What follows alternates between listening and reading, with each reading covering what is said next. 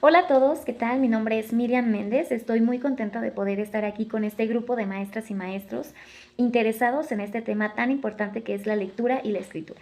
Bueno, vamos a comenzar con esta presentación. Espero que la puedan ver. Se llama Lectura y Escritura. ¿Cómo aprenden los niños a leer y a escribir? Esta es una pregunta que todos nos hemos hecho en alguna ocasión. Nos hemos hecho esta pregunta: ¿cómo es que los niños aprenden a leer y a escribir? Pues bueno, recordemos que el ser humano es social. El ser humano desde que nace tiene esta necesidad de ser apoyado, de ser ayudado. Por lo tanto, el lenguaje es algo muy importante para poder expresar nuestras ideas, pensamientos, voluntades, sentimientos y también necesidades. Pero describir de manera puntual cómo es que aprende a leer y a escribir un niño me parece que es una tarea interesante, pero al mismo tiempo compleja, porque no podríamos exactamente definir cómo es que aprende un niño, porque cada niño es diferente, cada niño tiene diferentes procesos. Si bien todos de forma general tienen algunas similitudes, eh, pues en realidad todos los niños son diferentes, ¿no? También podemos incluir a los pequeños que tienen alguna discapacidad, que tienen alguna barrera para el aprendizaje. Ellos también, ¿de qué manera lo hacen? ¿De qué manera aprenden a leer y a escribir? Sin embargo, es importante mencionar que el cerebro juega un papel muy importante en este desarrollo de la lectura y de la escritura. Porque, bueno, recordemos que las conexiones neuronales, la madurez cognitiva, tiene que ver para todo este proceso. Porque el cerebro funciona con diferentes áreas. El cerebro maneja diferentes áreas importantes. Por ejemplo, tenemos el área visual, el área auditiva, lingüística y conceptual, que son importantes para el desarrollo o el inicio de la lectura y la escritura. Pero entonces, ¿cómo se enseña a leer y a escribir? La enseñanza es una necesidad. Todos necesitamos aprender, todos necesitamos ser enseñados. Sin embargo, enseñar es un reto. Creo que ustedes, mejor que nadie, me pueden decir, claro, o sea, enseñar realmente no es nada fácil. Sin embargo, también enseñar es un privilegio. Y enseñar a leer y a escribir a los niños, pienso que debería de ser algo divertido. No tendría por qué ser un proceso dificultoso, un proceso, pues, tedioso. No, tendría que ser un proceso divertido, porque es algo importante para nuestra vida leer y escribir. Particularmente, pues yo tengo alumnos de entre 5 y 6 años de edad. Estamos hablando que es como la edad preescolar.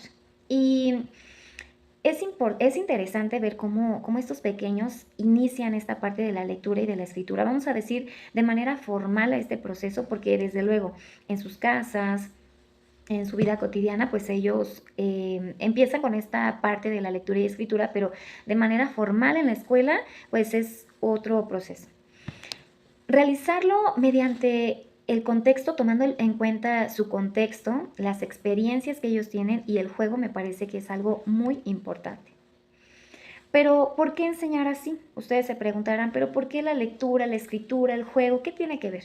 Bueno, vamos a recordar un poquito algunos teóricos, como por ejemplo Piaget, que nos habla sobre esta teoría del desarrollo cognitivo, donde nos habla de algunas de las etapas en las que pueden categorizarse, por así decirlo, a los niños. No quiere decir que los niños tengan que cumplir exactamente con esas etapas en la edad que se determinan, y si no es así, algo está mal. No, realmente, como ya vimos antes, los niños son diferentes, tienen un proceso diferente cada uno, pero estas etapas de la teoría del desarrollo cognitivo nos da como un panorama de saber en dónde se encuentran nuestros pequeños y qué características tienen.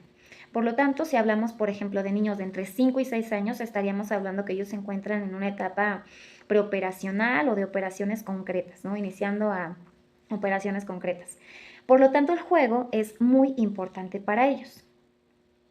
Vygotsky, por otro lado, en su teoría de sociocultural, nos habla de la zona del desarrollo próximo, ¿no?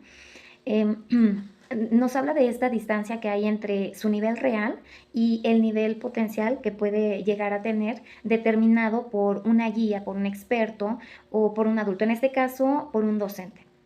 Entonces el juego, por un lado, es importante para los niños y por otro lado nos da esta parte de poder interactuar con el otro y de poder también aprender. Entonces, ¿por qué no iniciar esta parte de la lectura y de la escritura a través del juego? Borsani 2017 nos habla en su libro acerca de que la escritura para los niños se convierte en un objeto en el que los niños operan con la escritura. Se sienten atraídos por los signos y presentan una carga para poder descifrarlos, ¿no? Es algo interesante para ellos. ¿Por qué dice ahí eso? ¿Qué dirá? ¿Qué será? ¿Cuál será ese mensaje que está detrás de esos símbolos, de esas grafías, de esas letras? Entonces, la parte de la lectura y de la escritura, pues comienza poco a poco, ¿no? Partimos desde el niño, desde su identidad, por ejemplo, ¿no? Con su nombre. Porque no solamente es llamarlo por su nombre, sino ahora se le da una identidad cuando se registra su nombre, cuando se escribe su nombre. Es algo interesante que los niños puedan sentirse identificados a través de la escritura de su nombre y saber que existe, que él es único, que así lo llaman, que tiene unos gustos y necesidades y de él propio, del mismo, pero que puede haber alguien más que se llame como él mismo, pero no es igual a él. Entonces esto se vuelve ya más interesante. Ahora, vamos a recordar también que existen diferentes teorías acerca de cómo se inicia la lectura y la escritura, ¿no? Podemos recordar teorías como la social, que nos habla de la parte de la interacción, de la cultura, de las interacciones con las demás personas, la teoría cognitiva que nos habla de todo este proceso pues, neuronal, cerebral, lo que pasa dentro de nosotros, la teoría lingüística, la constructiva, pero eso por un lado son las teorías. Pero entonces, los métodos, ¿cuáles son esos métodos que existen para poder enseñar a leer? Bueno, pues existen infinidad de métodos, ¿no? Método significa pues el camino o la guía para llegar a un lugar. Y a veces nosotros quisiéramos tener como ese método maravilloso para poder enseñar a leer y a escribir, como si fuera una receta de cocina. Pero pues a veces no funciona de esa manera, porque como ya vimos, cada niño, cada niña es diferente. Su proceso puede ser diferente. Entonces, como existen muchos métodos, vamos a sintetizarlos o resumirlos como en dos grandes pues métodos, por decir así. Por un lado está el método sintético y por otro lado está el método analítico global. Vamos a descifrarlos de esta manera, ¿no? Como dos grandes métodos que incluyen todos los métodos que ustedes puedan escuchar o ver o entender por ahí. El método sintético nos habla del reconocimiento o la combinación de diferentes sonidos para formular palabras y oraciones. Podemos ver prácticas como la enseñanza de las letras, los sonidos, las sílabas, palabras u oraciones sencillas. Es más como de lo particular a lo general. Por otro lado, el método analítico global está más enfocado como en presentar las palabras y los textos completos de forma general antes de enseñar las reglas o las estructuras específicas del lenguaje. Y podemos encontrar como estas prácticas, como la enseñanza de los cuentos, frases completas o palabras significativas del contexto en el que se esté llevando a cabo. Pero volvemos a la misma pregunta. ¿Cuál sería ese método mejor?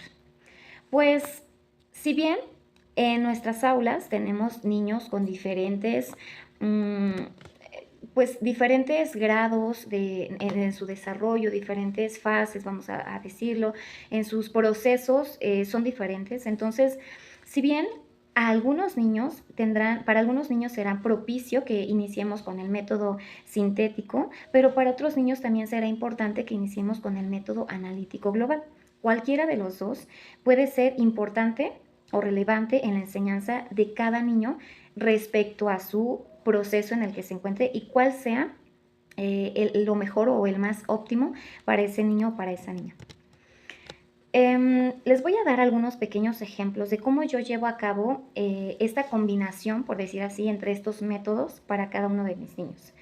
Desde luego, lo más importante para nosotros, para mí, es las vivencias que los niños tienen. el juego simbólico, la experiencia que los niños tienen, todo ese bagaje con el que podemos iniciar las diferentes actividades, esa como punta de lanza, lo que el niño puede traer a su memoria, lo que el niño puede recordar de lo que hizo, en su contexto, en su casa, en su cultura, y a partir de ahí iniciamos diferentes actividades.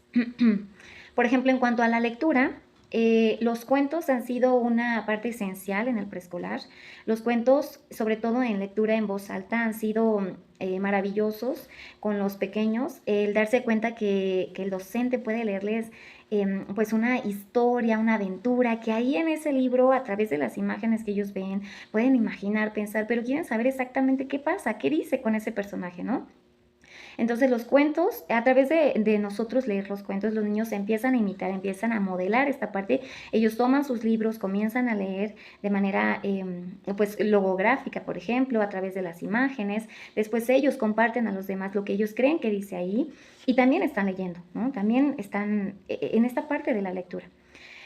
También hay otra práctica que nos gusta mucho hacer, me gusta mucho hacer, que es la de las exposiciones. Los niños llevan una exposición acerca de ellos mismos, de lo que les gusta, de lo que son. Entonces, cuando ellos presentan a través de un recurso visual, ellos van leyendo, o sea, ellos leen, sea o no lo que esté escrito ahí, ellos están seguros de que dice eso, porque están hablando de ellos mismos. Entonces, no hay forma de equivocarse y ellos adquieren una seguridad porque saben que están hablando sobre ellos. Entonces, otra práctica importante, interesante que también llevo a cabo es el libro viajero. Este libro es compartido entre todos los niños, entre todo el grupo. Y cada día un niño diferente se lleva este libro donde en casa registra lo que él hizo, algo interesante, algo importante que le sucedió en el día y al siguiente día lo comparte con sus compañeros. Entonces, por un lado tenemos la escritura de lo que ellos registran ese día, lo que les parece importante, interesante compartir y al siguiente día lo leen, lo comparten con sus compañeros. Entonces, bueno, pues estas son algunas pequeñas ideas, algunos ejemplos de lo que podemos hacer en el aula acerca de la lectura y de la escritura. Me dio mucho gusto poder estar aquí con ustedes, espero que les haya gustado mucho y nos vemos en la siguiente. Gracias.